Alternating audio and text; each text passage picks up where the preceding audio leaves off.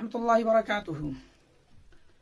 तो नाज़रीन, जैसा कि इससे पहले मैंने बताया था कि उर्दू ज़ुबान की बड़ी अहमियत है मौजूदा दौर में। इसलिए हर इंसान को, खासकर उर्दू से दिलचस्पी रखने वाले इंसान को बहुत ज़रूरी है कि वह उर्दू के नशे व फराज और उसके उतार चढ़ाव को समझ लें। खास करके उर्दू के इब्तदाई जो ग्रामर्स हैं, उन ग्रामर्स का समझना और ज़हन नशी करना बेहद ज़रूरी है।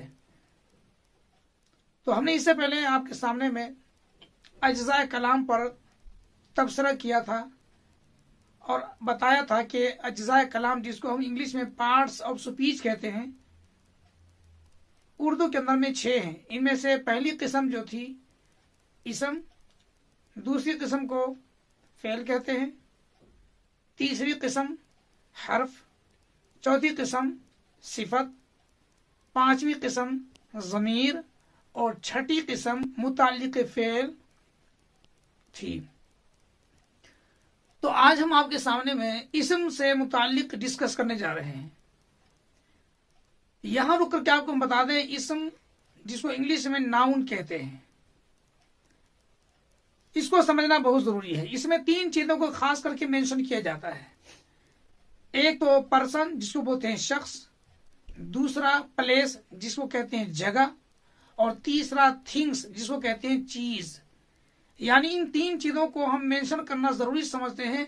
तो इस तरीके से इसम का डिफिनेशन और इसम की तारीफ यूं हुई कि इसम वो कलिमा कहलाता है जो किसी शख्स, जगह या चीज के नाम को जाहिर करे, इसको इसम कहते हैं।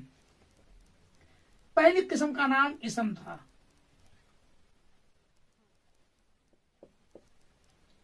वो कलिमा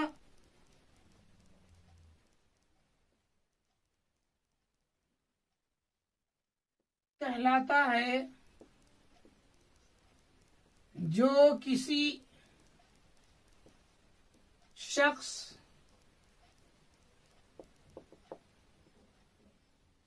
जगह या चीज के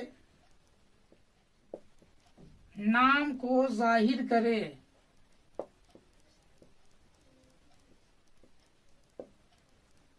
मिसाल के तौर पर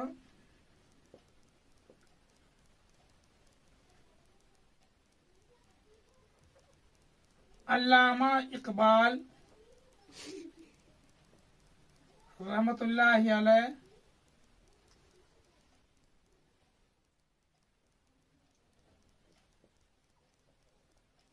श्रीनगर,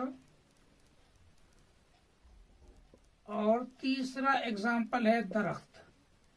ये शख्स को जाहिर करता है, ये जगह को जाहिर करता है, और ये दरख्त को जाहिर, यानी ये चीज को जाहिर करता है। तो इस तरीके से हमारे सामने 3 चीजों को मेंशन किया गया। उनमें से एक तो शख्स, दूसरी चीज इस जगह, और तीसरी जो है वो चीज है। इसको इसम कहते हैं।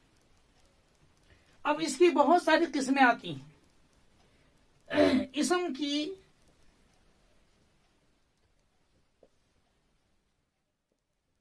अव्वलन 4 किस्में होती हैं।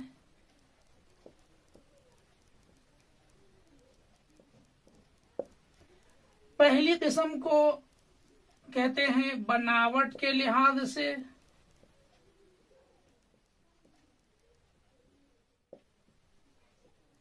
दूसरी किस्म है जिन्स के लिहाज से, तीसरी किस्म को कहते हैं गिनती के लिहाज से,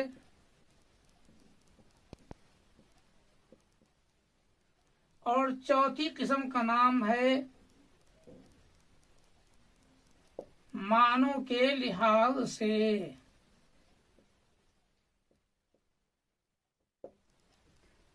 ये 4 किस्म कहलाती है इसम की। इसलिए बहुत से लोग क्वेश्चन करते हैं, सवाल करते हैं कि इसम की कितनी किस्में हैं। जवाब आपके सामने में हाजिर है। इसम की 4 किस्में हैं और क्या क्या हैं, बनावट के लिहाज से, जीनस के लिहाज से, गिनती के लिहाज से और मानों के लिहाज से।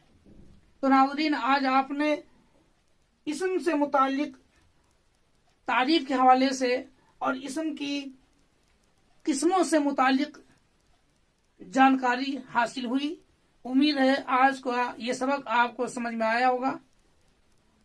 यकीनन इस पर ज़हन देने की जरूरत है, तवज्जो देने की जरूरत है। मामूली सी प्रैक्टिस के बाद, मामूली सी मश्क के बाद इंशाअल्लाह ताला आप इन चीजों को अच्छी तरह ज़हन नशी कर पाएंगे और हमेशा के लिए कर पाएंगे। तो आज के लिए इतना ही, तब तक के लिए खुदा हाफिज।